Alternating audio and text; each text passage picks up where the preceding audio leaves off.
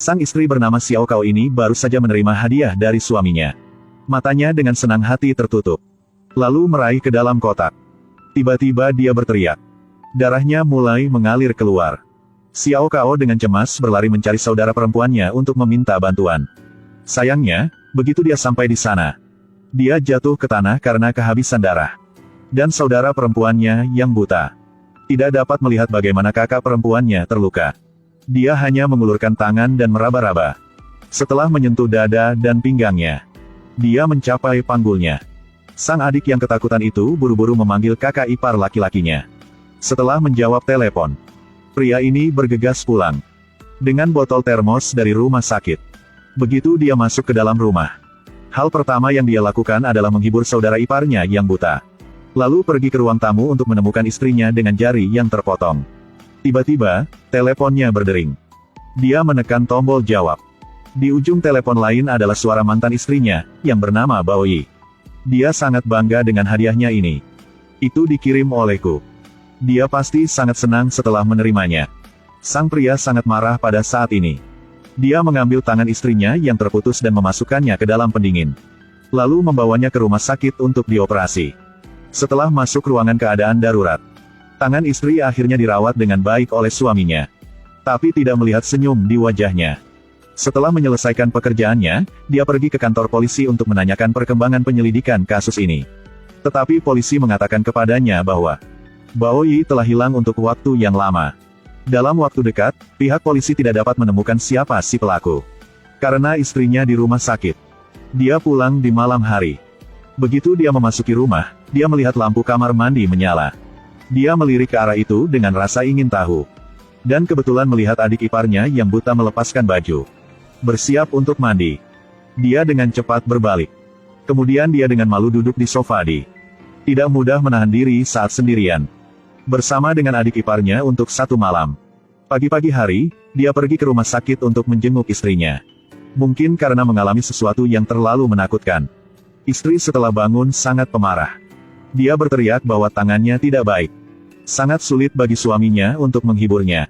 Sang istri bersikeras memberitahu suaminya bahwa dia merasa ini bukan tangannya lagi. Sang suami dokternya buru-buru menjelaskan kepada istrinya bahwa dia mengatakan bahwa sirkuit saraf baru saja terhubung kembali. Itu akan membuatnya merasa aneh. Tetapi ketika lukanya sembuh, rasa ini akan mereda. Di bawah dorongan suaminya, dia pulih dengan sangat baik. Tangannya pada dasarnya telah kembali ke fungsi normal. Tapi perasaan aneh itu tidak hilang. Malah semakin parah. Wanita ini setelah menjalani operasi untuk merekonstruksi tangannya yang terputus. Kondisi mentalnya muncul masalah. Setiap malam, tangan kanannya akan bergetar sendiri. Kemudian dia ketakutan oleh mimpi buruk dan terbangun. Berbagai kenangan yang bukan miliknya muncul di benaknya. Hari itu, ketika dia bangun dari mimpi buruk, tiba-tiba, dia mengeluarkan lipstiknya. Dan memakai lipstik merah cerah. Kemudian berjalan keluar ruangan tanpa alas kaki. Ekspresinya dingin dan arogan. Seolah-olah dia telah berubah menjadi orang yang berbeda. Karena semua ini terjadi di tengah malam. Dokter tidak tahu apa-apa tentang perilakunya yang tidak biasa. Sangat cepat, dia keluar dari rumah sakit. Suaminya memberinya sebuah gelang. Berharap itu akan membantu menutupi lukanya. Sang istri bahagia kembali ke pekerjaannya. Tetapi sebelum itu dimulai. Lengannya sangat sakit. Dia harus pergi ke rumah sakit untuk memulihkan diri lagi. Tapi saat ini, tidak peduli apa yang dia katakan. Kondisinya sangat mirip dengan mantan istri pria ini. Tapi setiap check-up medis, tidak ada masalah. Dia dipulangkan lagi. Kembali ke salon kecantikan untuk bekerja. Anehnya, dia selalu suka melihat ke langit. Bahkan memakai lipstik merah. Dia adalah seorang ahli bedah plastik. Sangat cepat siap untuk melakukan operasi. Melihat pasien berbaring di meja operasi, dia tiba-tiba mengambil pisau bedah. Dan mulai memotong-motong. Beberapa saat kemudian, wajah pasien berlumuran darah. Sang perawat di sebelahnya melihat ini dan takut yang menjatuhkan piringnya. Dia berteriak dengan menyedihkan. Karena insiden medis, dia terpaksa pulang untuk beristirahat. Dia memercikkan air dingin untuk mendapatkan kembali akal sehatnya. Lalu duduk di tanah gemetar. Sang suami membawa handuk masuk. Mengatakan bahwa istrinya hanya perlu perawatan dirinya. Semua yang di luar akan diselesaikan olehnya. Sang istri yang gemetar memberi tahu suaminya bahwa Dia berada di rumah sakit. Dikendalikan oleh orang-orang. Jadi dia benar-benar berubah menjadi orang yang berbeda. Suaminya seorang materialis. Tentu saja dia tidak akan percaya. Dia dengan lembut membawa istrinya kembali ke tempat tidur. Setelah dengan sabar membujuknya tidur, dia menerima telepon dari asisten mantan istrinya, Bao Yi. Wajahnya berubah sangat buruk. Menutup telepon dan berbalik.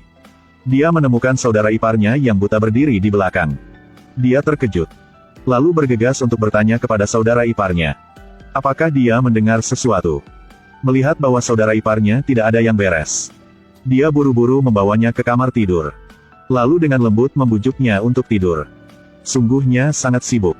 Setelah adik iparnya tidur, dia kembali ke kamar tidurnya.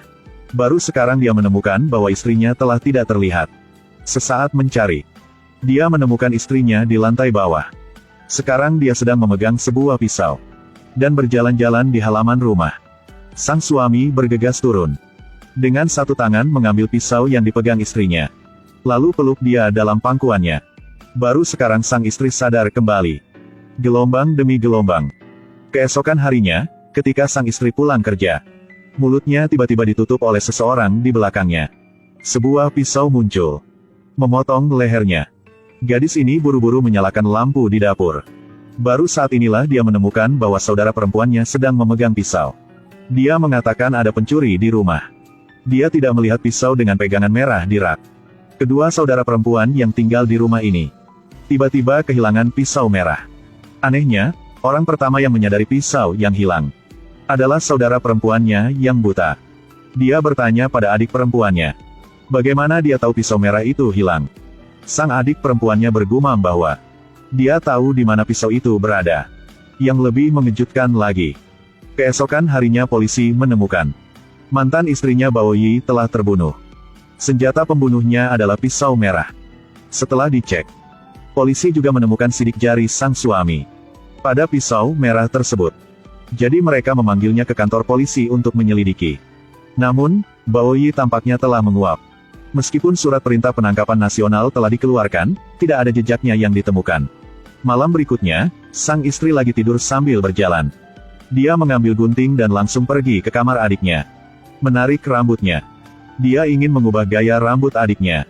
Setelah menyelesaikannya, dia sadar kembali. Hal pertama adalah memanggil suaminya untuk meminta bantuan. Sang suami bergegas kembali ke rumah. Begitu dia membuka pintu, dia melihat segumpal rambut. Dia bergegas ke kamar adik iparnya. Dia ingin menghiburnya. Tanpa diduga sang adik ipar langsung memeluknya. Lalu menciumnya. Adegan ini tidak sengaja dilihat oleh sang istri. Dia kemarahan berlari keluar. Sang suami buru-buru mengejarnya yang ingin menjelaskan. Sayangnya, karena cemburu, dia terprovokasi. Dan tidak mendengarkan suaminya sama sekali. Dia menoleh dan menanyai adik perempuannya. Kenapa merayu kakak ipar laki-lakinya? Sang adik perempuan tidak bersembunyi lagi. Dia memprovokasinya. Yang berkata dengannya dengan dingin. Ternyata, matanya telah sembuh. Dia tidak memberitahu kakak perempuannya. Karena dia ingin tinggal di sini lebih lama. Untuk terus bersama kakak iparnya. Sakitnya dikhianati orang yang dicintainya. Langsung membuat sang istri kehilangan akal. Dia mengambil gunting di atas meja. Dan menikam adiknya sekali di dada. Ketika dia selesai, dia berlari keluar sambil menangis. Sang suami baru saja pulang, melihat tangan istrinya berlumuran darah. Ia bergegas masuk. Tapi melihat adik iparnya terbaring di genangan darah. Meskipun terluka parah. Sang adik ipar yang berbaring di pelukan kakak iparnya masih merasa sangat bahagia. Dia gemetar berkata dengannya. Hari itu dia telah melihat kakak iparnya yang diam-diam mengambil pisau merah. Tapi dia akan menyimpan rahasia ini untuknya. Tanpa diduga setelah sang suami mendengarnya berkata itu, matanya tiba-tiba menjadi kejam. Dia segera menutup mulut sang adik ipar. Lalu menusuk gunting lebih dalam. Dengan begitu, sang adik ipar ke dunia bawah. Bagaimanapun, hanyalah orang yang sudah mati akan benar-benar menyimpan rahasia. Sang suami sekarang dalam bentuk aslinya. Jadi dia memutuskan untuk tidak berpura-pura lagi. Dia dengan bersemangat membawa istrinya ke ruang bawah tanah. Tarik tirai dan lihat ke dalam. Sang istri langsung tercengang dengan adegan di depan matanya.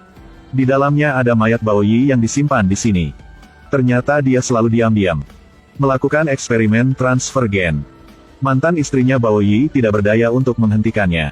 Untuk membuktikan hasil eksperimen tersebut, ia membunuh mantan istrinya Bao Yi, memotong tangan kanan istrinya yang sekarang, dan kemudian mentransplantasikan tangan Bao Yi ke tangan istri barunya. Hasil tangan yang baru ditanamkan tanpa reaksi penolakan apapun. Eksperimennya berhasil.